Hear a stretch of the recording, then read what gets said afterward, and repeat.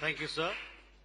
May I now request Right Honourable Sir Keir Starmer, Prime Minister of the United Kingdom, to give his remarks to the media.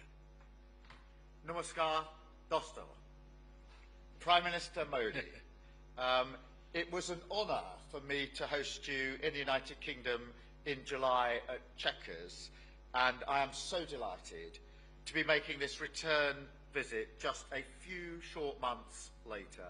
And can I just extend my thanks to the very warm welcome that you and the whole country have extended to me as Prime Minister, to the whole delegation, and through us to the whole of the United Kingdom. It is very much appreciated, very much noticed.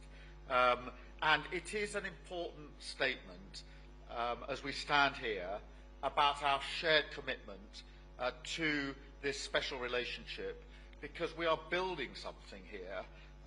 We're creating a new, modern partnership focused on the future and on winning the opportunities that it offers, and we're doing it together. And that's why we struck the UK-India Comprehensive Economic and Trade Agreement in July, a breakthrough moment, years in the making, slashing tariffs, increasing access to each other's markets to drive growth and create jobs for our people, and making life better in both of our nations. And beyond the words on the page of the agreement is the spirit and the confidence that that has given to our two great countries to work even more closely together, something which we've seen evidence during the course of this visit here over the last 2 days. It is significant that we're meeting here in Mumbai as India's economic and financial capital, because India's growth story is remarkable. I want to congratulate the Prime Minister on his leadership, aiming to be the world's third largest economy by 2028.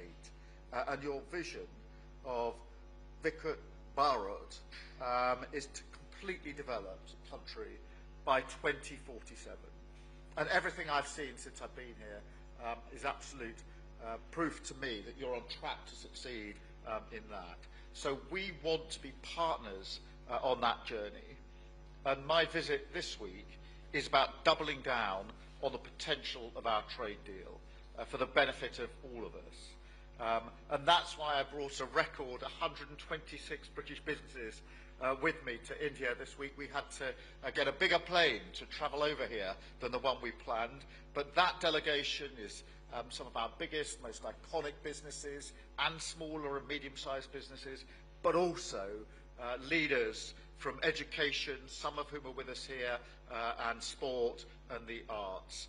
As I say, our largest trade delegation for a decade, and so my first as Prime Minister, so of course the destination for that had to be here, had to be India.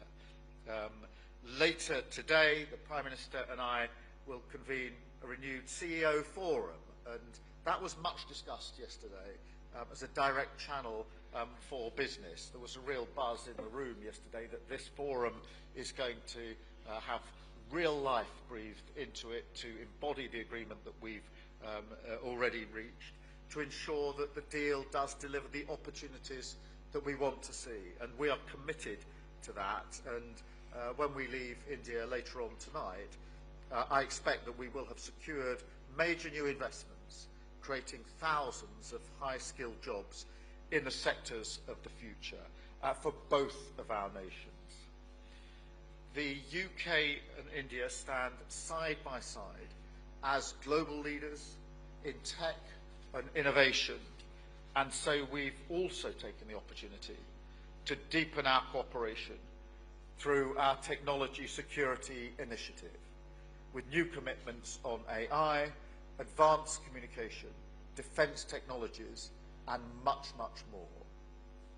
We are announcing a deal to make Bollywood films in the United Kingdom after a fantastic visit to the studio yesterday, and we're deepening our cooperation in education, as we've evidenced here on the film and with the people that we have in the room.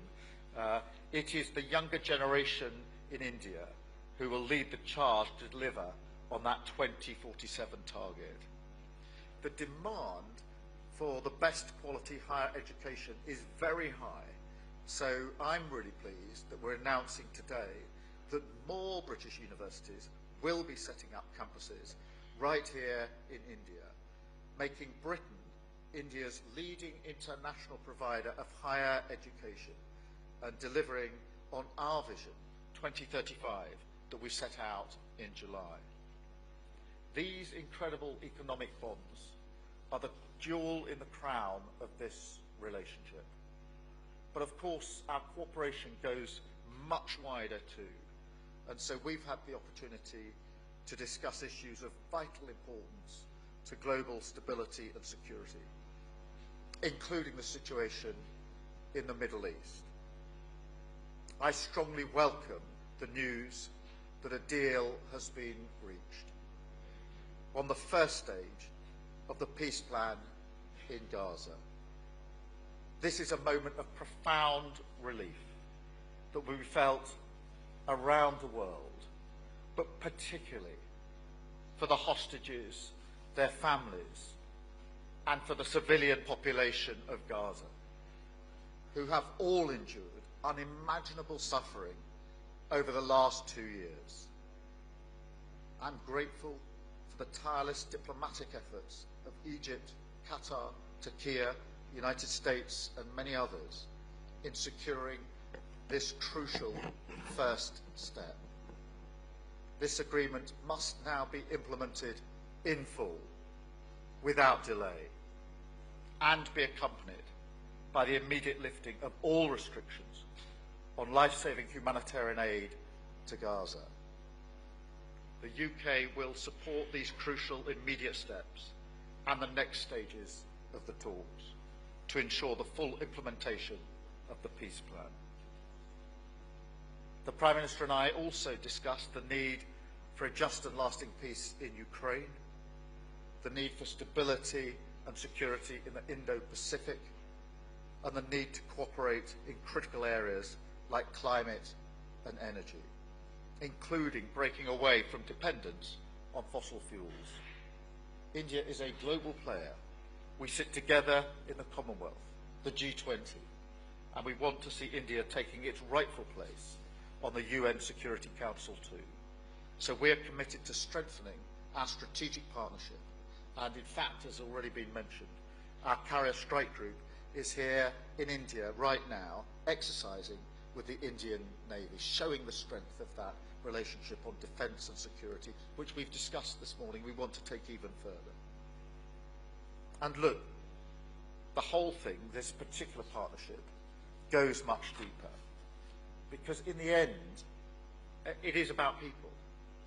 The human connections between India and the UK are unique, forming what Prime Minister Modi has called the living bridge between our two countries. A bridge between people, a bridge between hearts, and in that spirit, Prime Minister, I want to express my deepest sympathies to all the victims of the Air India crash earlier this year. A terrible day and a tragedy for both of our nations. And it showed, frankly, that we are family. And I am proud this week that we're taking this incredible partnership between our two nations and making it stronger than ever for working people on both sides of that bridge. Finally, I'd like to take this opportunity as we enter the festive period to wish the people of India joy and happiness and a very happy Diwali. Diwali ki shubh kam inai. Thank you.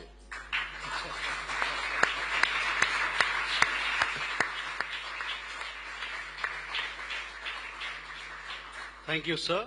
That concludes the press statements.